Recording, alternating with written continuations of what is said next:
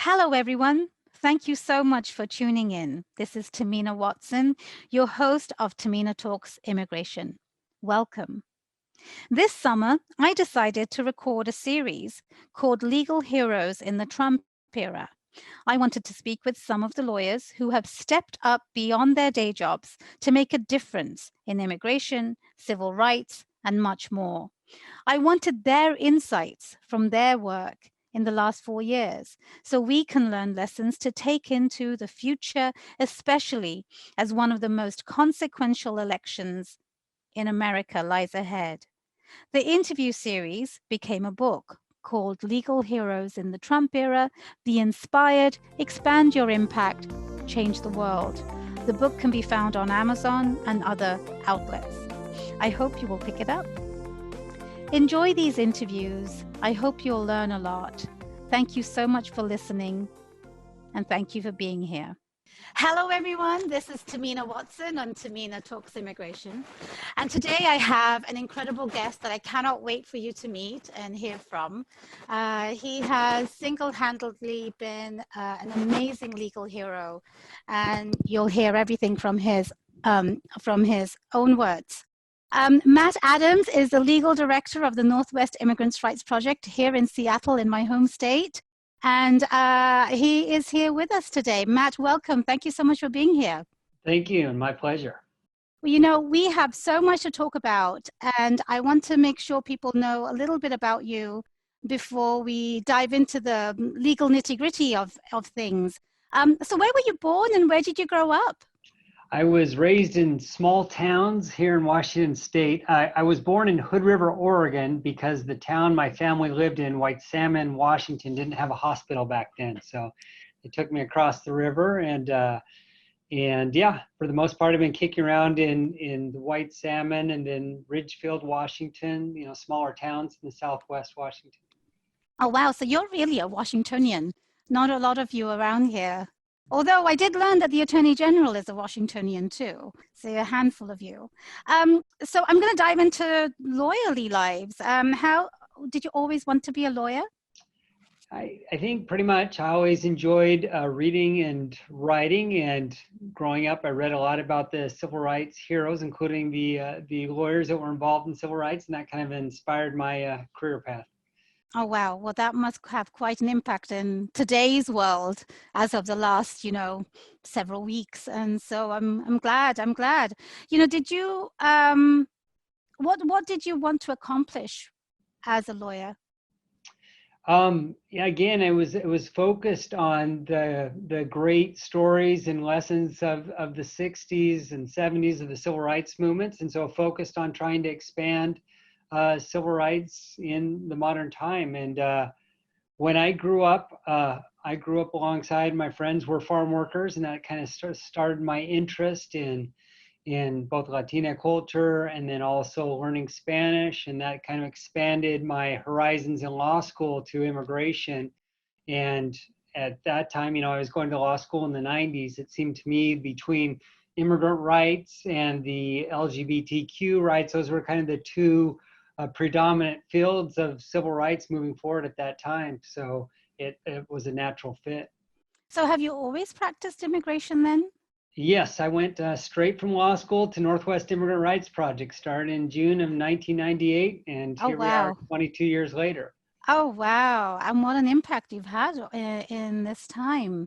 For all of us, and I'm going to go straight to November 2016, we all remember the election night vividly. Where were you and what was going through your mind?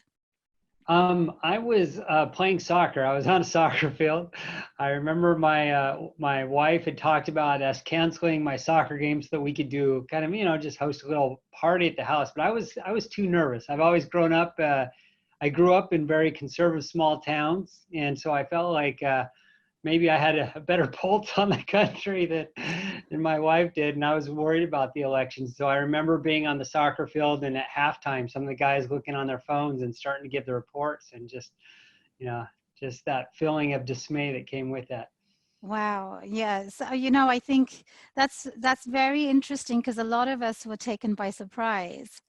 And it sounds like you were like, I'm not quite sure. I was a So, little more pessimistic. I mean, I think having been raised in rural America helped us prepare me for how a lot of people outside of urban America feel and believe and are currently educated by the propaganda that they receive. well, I think we'll have to chat offline about the next election and what we're going to have to do. Um, so, question for you. So, you were dismayed and you had heard all the campaign rhetoric as well. What did you do, if anything, between November and January? Well, we were preparing our very first litigation. I mean, the week that Trump was inaugurated, we filed our first lawsuit, which was Wagafe versus Trump, which was seeking to challenge the CART program. And now it's important to know the CART program goes back 10 years before Trump, right? So this Can you anti-Muslim. explain that? What is the CART program? The What does CART it affect? program is a program targeted primarily at the Muslim world.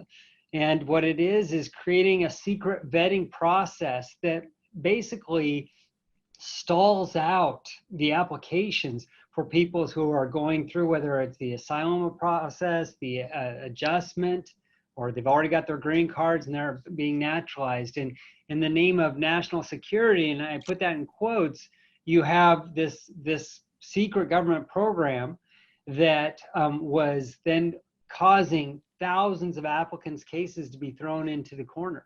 And I say, national security because it's ludicrous. If these were threats to America, it doesn't do us any good to throw their cases where they sit in the corner for years, because these are all people who already live in the United States, all people who are already documented.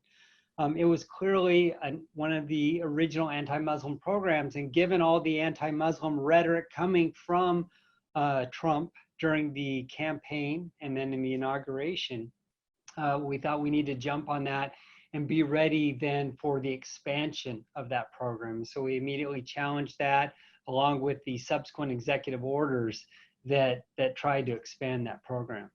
Interesting. So, on the CART program, what was the timeline of your filing that? Because you were already anticipating a Muslim ban, because obviously he had said that. We just That's didn't right. know what it would look like, and That's you were anticipating it would be an expansion of the CART program as opposed to something new. That's right. And so I might have the date wrong, but I think he was inaugurated on January 16th. And then later 2 days later, we filed our lawsuit. And Okay, wonderful. So before the actual travel ban came out. that was before the travel ban. Oh, how We filed a separate lawsuit once the travel ban came out. In fact, a couple of different lawsuits. But yeah, this lawsuit actually even predated that. How interesting. Now, before we dive into the travel ban, you've been with the Northwest Immigrant Rights Project since 1998. My math is not very good, but 22 years. 2 decades. Yeah. 2 decades. Wow. And has all of it been, litigating? Because obviously no. you're one of the best litigators in the country. No. Thank you. I don't, but no. I started out in our Eastern Washington office in Granger in the Yakima Valley. And when I started, the primary focus of my caseload was direct services in both removal defense and family visa adjustment. And that was kind of what I learned on and created the base. And then as time went by, I just started to have more and more cases that bled over into federal court. We'd have cases where someone was denied, and we'd see a reoccurring problem with a policy that had been implemented, and realized that the only way to really nip this in the bud was to go to federal court and try to get a ruling on the legality of this new policy or what you have. And so little by little, I started expanding the work that I was doing into federal court. And then in 2005, I really changed and made that my primary focus, to be on federal court litigation. Interesting. And so, you have filed a lot of notable cases on immigration year after year after year. And, I think now we'll see what has happened in the last 3.5 years. But I'm guessing all of that prepared you to be prepared for what was to come. And so then came the travel ban. And of course, you filed a lawsuit as quickly as one could possibly file a complicated lawsuit. Can you tell us a little bit about that? Yeah, so it actually came in two steps. Our very first lawsuit wasn't our class action. Instead, it was on behalf of four unknown individuals that were being held on a plane out in SeaTac at the airport that were about to have that plane turned around and be summarily deported. So this was the very night that the Muslim ban came in, and you had all these people who were caught in transit. You know, they already had their visas in hand. They had boarded their their flights in Europe and Africa or wherever it was their starting point. And as you know, the word spread like wildfire. What was happening at first hit the East Coast, then we saw what was happening out here. We learned of four individuals who were stuck on a plane there, that the plane was going to be turned around. They had unloaded everyone else. And so, we immediately jumped into action. Jorge Barón, our executive director, drove out to the airport, was talking with the commissioner. I was at the desk typing up a habeas complaint, coordinating with the ACLU that worked with us and with their collaborating attorney. And we filed a habeas. We got a temporary restraining order, and those four individuals were ordered released and into the United States. And subsequently, the government dismissed, or rather, they stipulated that those individuals would be allowed, their visas would be honored. So we dismissed that case. But then it was clear that what was happening was nationwide. And so while there would no longer be people caught on flights who were caught in transit, as it were, it was clear that thousands of individuals who should have been approved were now going to be denied. So the very next week, we worked with our partners at the American Immigration Council and filed a lawsuit challenging the travel ban. Of course, at the same time, you had the Washington State Attorney General filing a travel ban, and you had other groups in other parts of the countries. And so we were all kind of burning the deep, the what do you say, the midnight oil and the deep hours, and coordinating with one another and seeing where that went, Quite a memorable time, would you say? I mean, I don't think any of you who worked on those cases will ever forget those challenging hours. Did you go to the airport that weekend too? No, I was stuck at the computer. Yeah, yeah. That's the lawyer's life is not generally glamorous, right? It's typing and reading and writing. That's what happened to me. I mean, it actually came out Friday, 5 p.m. And I remember that I didn't move away from my desk for 3 days except to speak at the rally, because, I was just doing intake of people and whatever people needed. And it was my phone and my email and all of it just blew up. So what happened next? I mean, that was the beginning, and yours was one of the first lawsuits in the country, in fact. What happened next? Because that travel ban issue continued for some time. Yeah, so there were so many iterations, right? There was initial victory on the TRO that emerged from 2 and then 3 different circuits. But then, of course, the Trump administration issued a new version of their executive order that sought to, correct in a way, in a very superficial, and of course, ultimately, I shouldn't say ultimately successful, because even their second executive order was not enough. Then they came back with a third executive order. And ultimately, their repapering of it, as it were, was successful with the Supreme Court. They were able to provide enough pretextual excuses that 5 of our 9 justices decided that they were going to abdicate any meaningful review, and were going to allow the president to implement his anti-Muslim agenda despite his explicit statements and despite the reasons that were provided in the 2 initial versions of the executive order. And so really we saw right from the get-go the Supreme Court abdicating its responsibility to give any meaningful review to the executive branch in this regard, all because they labeled it as an entry, national security mechanism. Yeah. And of course, we've seen that pattern continue in different ways. In terms of the cases that you've been challenging, has obviously been a nonstop, 3 years of challenging one decision after another. Are you able to give us a summary of some of those cases, including up to now, where it's so COVID-19 related and very much life and death for many? Yeah, so there's been to be honest, there's been so much going on over the past 3 years. We can't talk about everything, but you start off with the Muslim ban, and I think, there were certainly other cases in between, but the next really serious challenge came with the family separations, right? When we saw for the first time the separation of family members as a punitive measure being implemented at the border in order to deter other individuals who are fleeing persecution from coming to our country. And, the government really falsely states that, oh, we didn't start family separation, that happened before. But what they refer to is when someone is being imprisoned or charged with something and they're taken away from their family. But never before have we seen this where the family were apprehended together and then separated. And at first, the government tried to pretend that that was because they were prosecuting the parent, and so the parent was being placed into criminal prosecution, so the child couldn't go to prison with them. But that was blatantly false, and as demonstrated by 2 points. One is that a good proportion, if not half of those individuals who were separated from their children were never criminally prosecuted. So that was just a blatant falsehood. And two, even the ones who were being prosecuted, their whole process wrapped up within 3 or 4 days. So they served sentence, they were sentenced and completed their sentence within 3 or 4 days, because of course the vast majority were being charged for the misdemeanor of criminal entry. And so it's not as if they were given a lengthy sentence.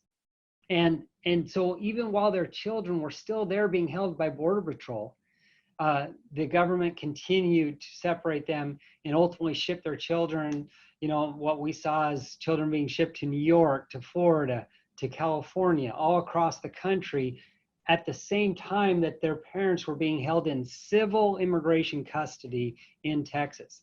And at first we were watching that with horror, but not really faced with that issue because we were up here in the Northwest. But then we soon discovered that 200 individuals had been shipped up from the southern border, and somewhere between 50 to 70 parents who had been separated from their children.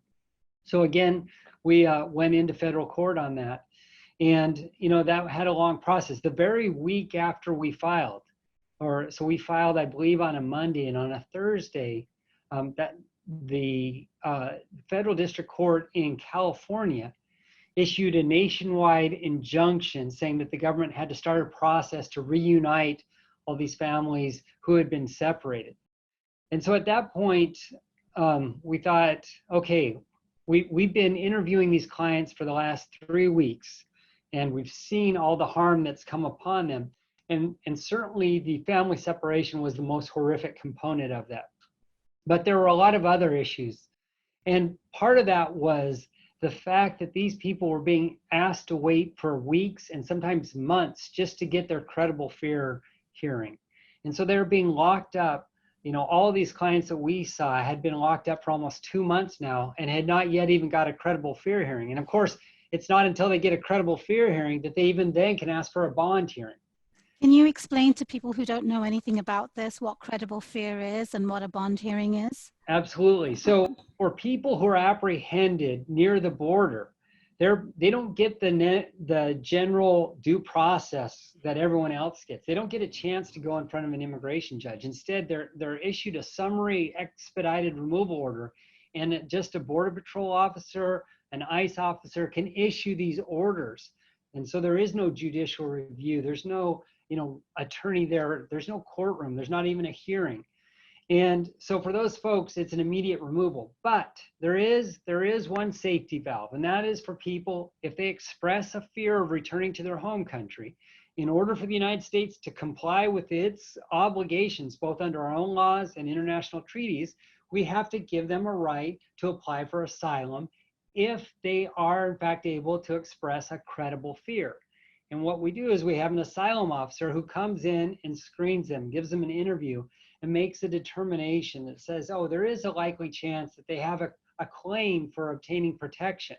And if that's the case, if they pass that screening, they then get to go before an immigration judge and get the greater protections. They get a full and fair hearing before the court. But what was happening is these people were being stuck, locked up for weeks and for months before they even got that interview. And on top of that, most of them were separate, or not most of them, but a good portion of them were separated from their children, and they weren't given any information about their children. So one, they were suffering from being incarcerated. Two, from being separated from their children, and then just in fear of what may be happening to their children, not knowing when they'd be reunited. So even when there was an order to finally reunite them with their children, many at that point just wanted to give up and go home because they had suffered so much. And even though they had fled for their lives in their home countries, being locked up for 2 months, separated from their child, they were facing their own torture here in the United States. And so we decided that it was important to push on with our lawsuit, not focusing anymore on the family separation because the federal court in San Diego had already addressed that, but instead focusing on these delays that kept people locked up, what kept them from getting their bond hearings and an opportunity to be released. And so we amended our case to provide a challenge, not just for the 200 that were locked up here, but for everywhere across the country, those individuals who are being forced to wait indefinitely to get a credible fair hearing and to get a bond hearing. And ultimately we were successful. We got the district court to certify 2 nationwide classes challenging the government's delays in providing the credible fears and the bond hearings. And then we went further. We filed a motion for preliminary injunctive relief seeking bond hearings in a timely manner within 7 days of them making their request. And then we said, not only that, we need to change the way we do bond hearings. It's kind of a monkey system right now. There's no record of the hearing. The judge doesn't even have to provide the reasons to the person after they're denied. And the burden is placed on the person who's locked up to show why they should be released, even though they don't have a lawyer, even though they don't understand the immigration laws and know what they have to prove to demonstrate that they should be released. In all other aspects of civil detention, the burden is on the government. It made no sense that the burden should be placed on the individual in these cases. And so we decided to push for these additional protections. And then, of course, it's a long history that never ends. After we got our initial success here, the government came back and the Attorney General decided that they were going to challenge the fact that they even got a bond hearing in the first place. And so that led to the Attorney General's decision in matter of XS, which said that, well, you guys are complaining about bond hearings. Forget about the procedures, the procedural niceties of these hearings. We're going to take away these bond hearings altogether. That from now on, whoever goes through this expedited removal process is going to be stuck indefinitely in detention. So we then modified our lawsuit once again to challenge the government's response, changing the policy that would have stripped. There's about 40,000 people a year who are in this situation, who passed through this credible fear process that otherwise should have been entitled to bond hearings, that were now going to be stuck indefinitely in detention. And the district court granted our motion and enjoined the Attorney General from giving effect to his new policy. And so all across the country, these thousands of individuals continued to receive their bond hearings. But of course, the government then immediately appealed that to the Ninth Circuit and sought an immediate stay. And then we had to go through another round of litigation. And just 2 months ago, or is it 3 months? I can't keep track of time Yeah, anymore. it's all a 3 blur. months ago, the Ninth Circuit upheld the good decision that we had won from the district court in a 2-to-1 decision.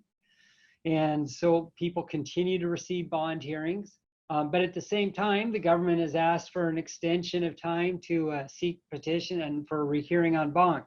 So, we're waiting for a new round of litigation, and these fights, they just keep on going. And They keep so going, we'll see yeah. where it ultimately ends up. But at least for now, over the last year and a half, we've successfully maintained the right for bond hearings for thousands of people across the country. That's truly, truly amazing. And I say to people quite often, I don't know where we would be without NERP and all the work you guys have been doing, because it really has been impactful and opened the doors for other lawyers to, make those arguments. And so give us a little a taste of what's going on with litigation with COVID-19, because clearly, not only is a pandemic, a global problem, when you're detained and, in situations like, imprisoned conditions, it's a recipe for disaster. And I know you've been working hard on those. Can you explain a little bit to our listeners and viewers? Yes, absolutely. I mean, the first thing to remember is that someone who's locked up while they're in immigration proceedings is not being punished under our Constitution, and they're not allowed to be punished during this process. It's a civil detention, not criminal detention. Now, the Supreme Court has upheld civil detention in under the general scheme, saying that as long as it's tied to its reasonable purpose of making sure that people appear for their hearings and it has not become so attenuated that it's punitive, that it is constitutional. But when the pandemic struck, what we quickly learned is that people who are in congregate situations, that is all massed together, especially indoors, face the greatest dangers. And that's what we immediately saw with the cruise ships and with the nursing homes. And the experts made clear that this was coming for the ICE detention centers just as much as the prisons. And when I say the experts, it's really important to note that even ICE's own experts, own doctors that they had hired to provide expertise in this matter, had given warnings about how this pandemic would have devastating consequences on the detained immigration communities, on the detention centers, if they were not immediately addressed, if people weren't released. And what we quickly saw from the initial reports and data coming out of China is that there was a certain subset of individuals with underlying medical conditions and because of their age, advanced age, that are even more susceptible to COVID. And in fact, of that subset of that medically vulnerable category, that almost 15% of those individuals died if they in fact contracted the virus, if they contracted COVID-19, the disease caused by the virus. And so from the get-go, the ACLU reached out to us and we said, we got to do something about this. And we went in together to file a lawsuit on behalf of several individuals who were medically vulnerable in this situation. And I believe the lawsuit here in the Western District of Washington was one of the first, if not the first, multi-plaintiff lawsuit in the country. Given, of course, some folks don't remember, but Seattle was the epicenter back there. Yeah. It hit here first before the rest of the country and New York and what have you. So it naturally emerged here first. And given that all that's at stake, the very life of some of these individuals was at stake, we sought an immediate response, a temporary restraining order from the court. And unfortunately, we lost that initial motion for a temporary restraining order. The judge was focused on the fact that there had not yet been a case documented within the detention center. And in fact, that's been the struggle now throughout of our litigation, is that some of the judges are focused on whether the detention center has already been exposed to the virus and is already wreaking havoc on the inhabitants of the detention center. But what we've argued from the get-go is that in order to ensure them, to give them reasonable safety, that they need to be released before the virus hits. Because if they only get released once they've contracted the virus, it's too late. 15% of these medically vulnerable individuals are facing death. And even those who don't die are facing severe illness. Some of it has lifelong debilitating consequences. And so, unfortunately, at least one of our local judges decided that because there was no evidence that COVID-19 has yet entered the general population, that the government is able to demonstrate that they're keeping the detained individuals reasonably safe. Now, we had another case where we filed in front of us. There were several cases that got filed, and they got assigned to different judges initially. And so a separate Judge Martinez ultimately granted relief for one of our medically vulnerable individuals who was there, who was locked up. And this was a grandfather, 67-year-old man who was able to go back home and to his grandchildren where he lives together and is now safe with them. But after that, we moved for class certification for everyone at the detention center who's medically vulnerable. Because what we learned is that according to ICE themselves, that they had identified, because ICE, of course, has possession of all the medical records, and ICE had identified over 100 individuals who were medically vulnerable. In fact, the number was around 128 originally, and they decided to release 16 of them. Some of them as a result of litigation and a few others, but more than 100 remained detained. And so we filed a motion for class certification, which is basically on behalf of everyone who's in that situation, all the medically vulnerable. And that case is now pending again before Judge Robart, the other judge who had initially denied our temporary restraining order. And we filed again a motion for a temporary restraining order on behalf of the class. Now, Judge Robart did issue an order that the government needed to show why they couldn't test everyone who was in the detention center. And so finally, the government tested 450 of the 550 people who were left in the detention center. And at that time, there was only one positive test who was identified, and that was someone who's intake and segregated. And so the government argued that they still had things under control and that there was no reason to assume that the individuals were not being cared for. And so that the government should be able to continue to keep them locked up. And Judge Robart agreed and had denied our motion for a temporary restraining order. Now we're still moving forward in that case, seeking class certification and relief.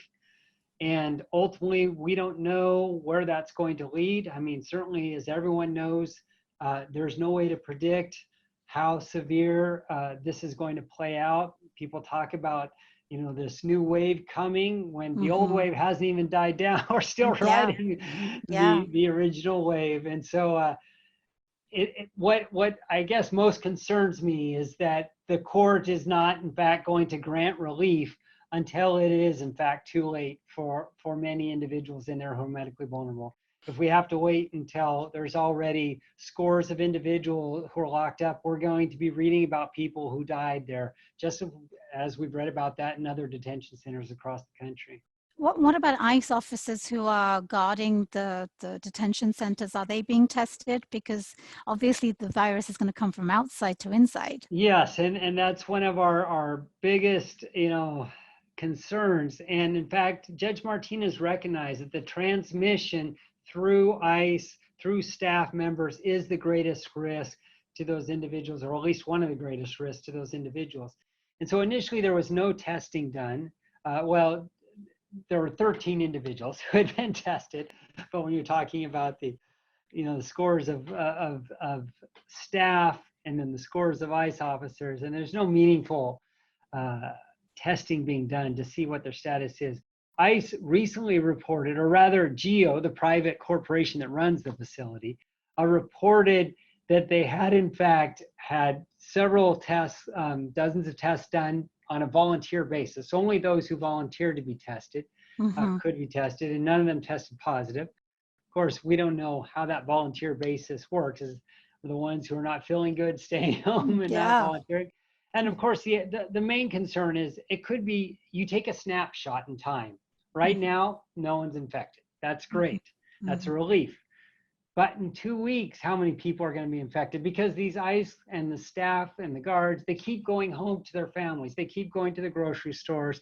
They keep going to their social gatherings.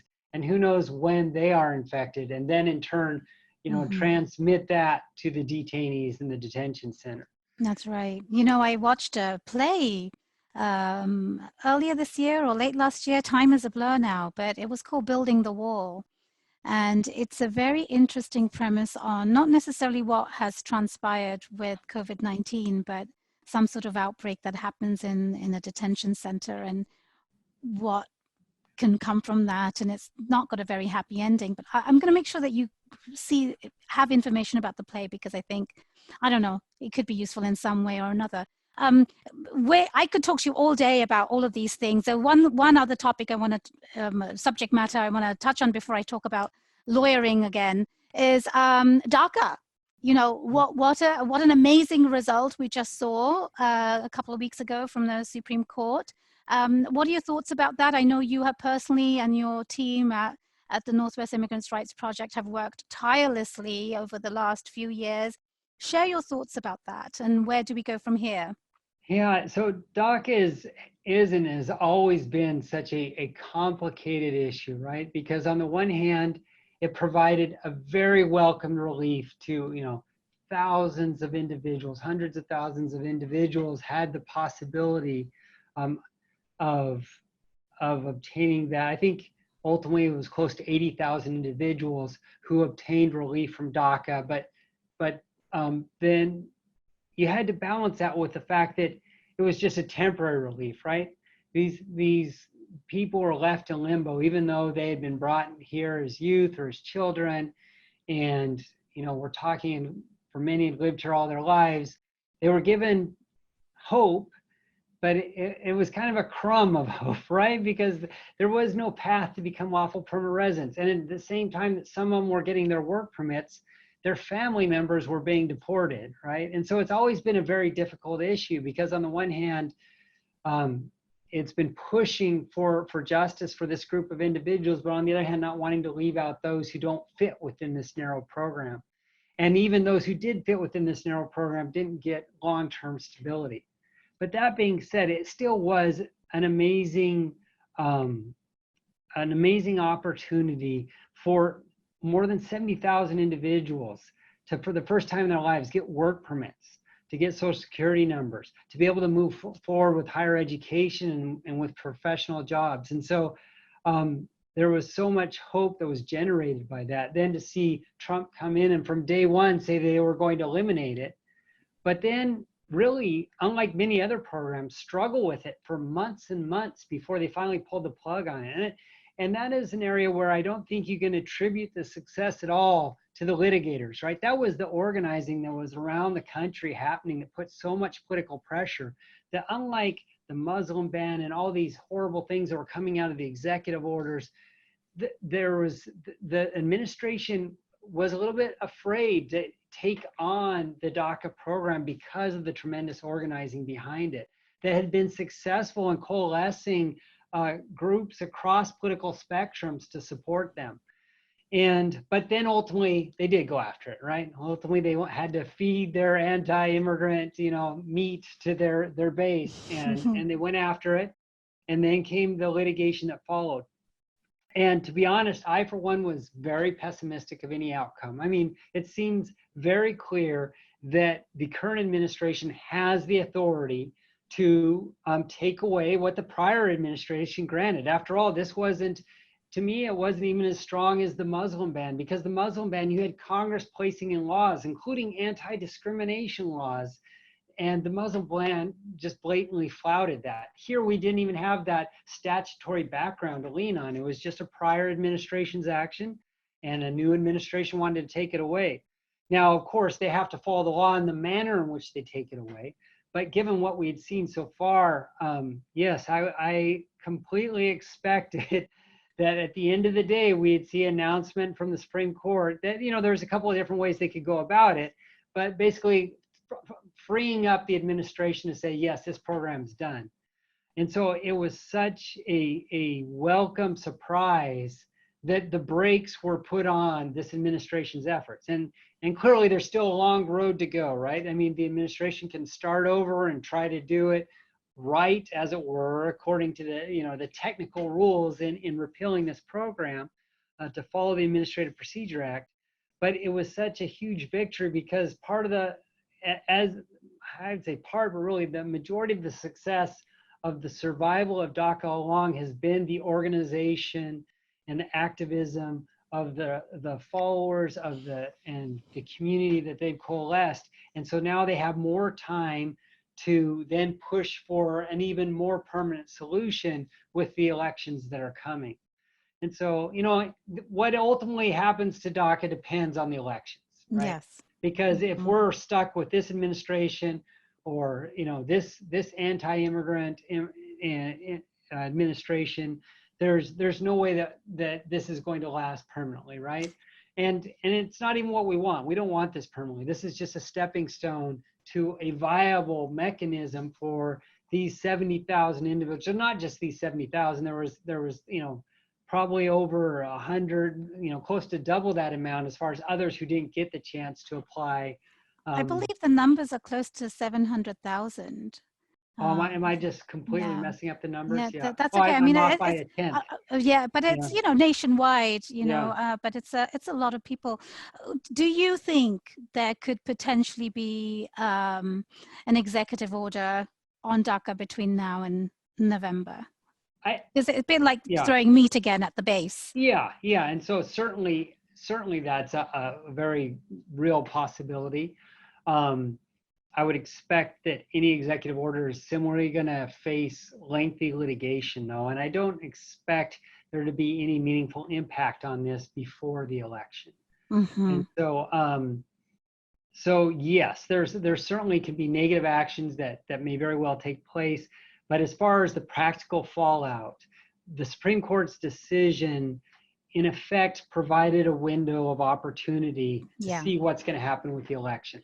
So let's be hopeful. And, talking about, I won't take too much of your time on this particular issue, but, I think that the administration has become emboldened in the various iterations of the travel ban, and COVID-19 now is a vehicle to really get to the agenda that they had from the very beginning, whether it was chain migration or H-1Bs, and everything is now COVID-19, use that as a vehicle. So they did accomplish the chain migration ban, so to speak, and now they've got the H-1B issue. And so it's really a trying time between now and November to see what other things are they going to throw in there, because they've got to get their base, riled up and enthusiastic. So I hope you will continue to fight for all of these things, because you have been challenging every single thing that's come out from this particular White House and more. Why are these fights so important today?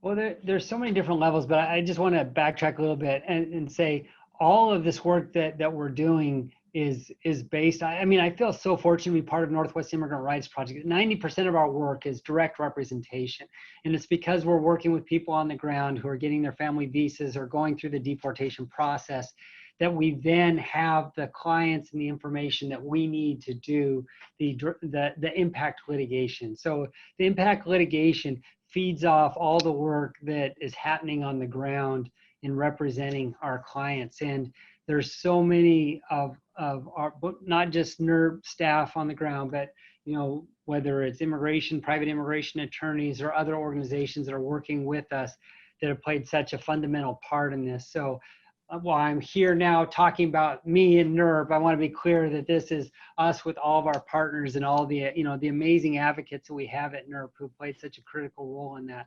I will add to that, the private immigration lawyers at the American Immigration Lawyers Association in Washington, particularly because I've seen it with my own eyes, have stepped up over and over and over again. And I think what your impact litigation has done is it's allowed a lot of other people to step in and do the work that's necessary from the follow through from the work you've done. So, I absolutely appreciate what you're saying, and but it's somebody's got to create those pathways for others to sort of step in, and you have done an amazing job along with a lot of other organizations that you've partnered with. But these fights are important, because if these rights go away today, what happens tomorrow? Yeah, and I think it's important on a few different levels. And one of the important victories that we've had that I think goes a little at times unnoticed, because we've had these victories even in the cases that we've lost, is that the administration's initial defense every time we've sued them has been, you are challenging something that's in our prerogative, and that the judicial system doesn't even have the right to review our actions. That what we've done here is basically the emperor's will, and that there is no challenge to this. And are they calling it the unitary executive power or some such? They're calling it, well, there's a lot of different names they could give it, and I won't go into expletives here. But the bottom line is that the courts have resoundingly rejected them on almost all fronts, that the administration's actions are beyond judicial review, and that there is no way that they can be held accountable. Now, while we've had initial success before the district courts and often the courts of appeals, Where we've lost is ultimately the Supreme Court siding with the Trump administration as far as the merits of the case, saying that, for example, with the Muslim ban, that there was a legitimate basis that had been espoused by the administration, and that the administration wasn't violating the Immigration and Nationality Act. So we strongly disagree with the finding on the merits, but there was still an important victory in that it shot down the executive's assertion of unreviewable authority, because they really are doing what they can to take us away from a democracy. And that was one of the very important arguments that was being made, is that this was unreviewable action by the executive. And so even in some of these cases we lose, we still win victories, and they might seem like procedural niceties, but they're important in maintaining a democracy, so that later on, when we get a more balanced court, or when the political ideology, the political winds change enough that the judges will be more or less deferential to the government, they will in fact take a different approach and say, hey, no, we're not going to agree with your interpretation of the statute. But we wouldn't even get there if we hadn't won these first victories, saying that, no, the administration is overstepping itself in asserting that it can take these actions without any review. So it's an important struggle for the rule of law, that even the president with his executive orders must abide by the law. And if he doesn't, that we can bring suits to it. I mean, every action the administration takes just reminds me of the children's book, The Emperor Has No Clothes, right? He just goes. But unfortunately, oftentimes, even certainly our political branches have been willing to pretend he has clothes and go along with them. Absolutely, and they have, and it's astounding that America in 2020 is facing this situation. And in all of the things that we've talked about, we haven't even touched the public charge issue, where the Supreme Court really did allow that just before COVID-19 broke loose, and we haven't even seen the effect that is going to have, because COVID-19 sort of has us in a sort of holding pattern, and that's going to become front page news in maybe 3, 4, 5 months, when it starts to actually have a real impact, from tourism to green cards. You know, the news has always reported it as a green card issue, but really, in my mind, it's anybody who's coming to the US, and we just haven't quite seen that yet, because COVID-19 has distracted from that issue. So I'm glad you raised that. And talking about lawyers and the work they've done, would you call what you're doing as activism? Absolutely. I am. I remember being on a panel once, and there were a couple organizers, and a couple of us litigators were on there. And at one point, the organizers on the panel were referring to themselves as activists and us as lawyers, and you know, I took exception to that. I was like, we're all activists out here using different tools to try to achieve justice here. And so whether, you know, we're marching on the streets, or going into the courthouse, or, you know, filing our papers, you know, behind a computer screen, or whatever we're doing, there's a lot of different tools out there to be active, to become activists in this struggle to fight for civil rights, to fight for the rule of law. I love that answer. I'm going to have to quote you on it. We've seen a lot of lawyers really come out, not just immigration lawyers, and not just the regular non-immigration lawyers. Can you talk a little bit about that? Why has there been a surge in lawyering from people who don't necessarily know this field? You know, I think one of the silver linings behind this horrific era that we've gone through under the Trump administration is a coming together of the communities, of different communities, of working together to fight for civil rights and to fight for justice. And, you know, people often chant out, justice means more than just us, right? But we're all stuck in our little nooks and crannies. So, you know, I'm here focused on immigrant rights. Someone else is focused on environmental justice. Someone else is focused on LGBTQ rights, you know, and so at times there's overlap, but we often tend to be caught up in our own, there's so much to do, and are only worried about the things that we're focused on.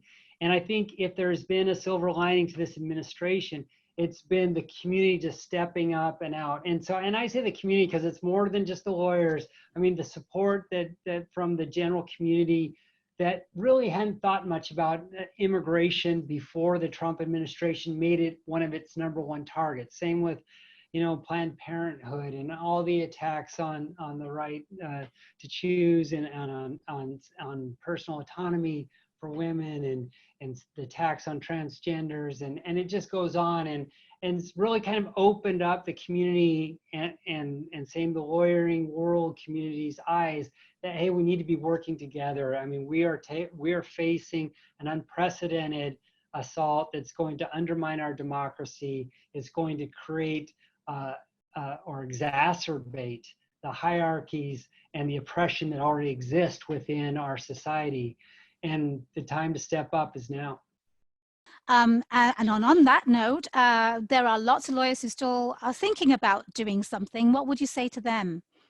Well, there's so much to be done, and it doesn't have to be filing a big complicated lawsuit in federal court. It can just be taking on a pro bono case with a local nonprofit. There's not just NERP, but there's so many other nonprofits out here, whether it's Kind, Colectiva Legal. There's and that's just in the immigration field, right? And in each field, there's room for individuals who are not legal services attorneys, not civil rights attorneys, to become civil rights attorneys by focusing on one individual at a time. And that just means calling up the Unemployment Lawyers Project and saying, hey, I'm willing to be a pro bono and help an individual recover their unemployment benefits that have been unlawfully cut off or whatever it may be. There's so much out there that can be done, and find what calls out to you, what inspires you, and call up an organization that's dealing with that and say, hey, I'd like to volunteer and work with you. Well, thank you. Those are very wise words. Matt Adams, thank you so much for being on the show. I could talk to you all day.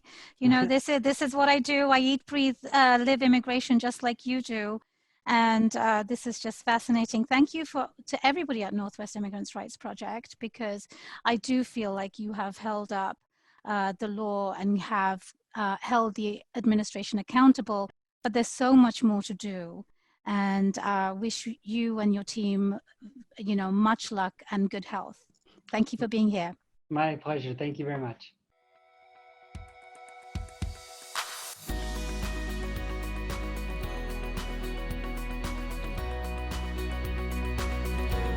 Tahmina Talks is brought to you by Watson Immigration Law.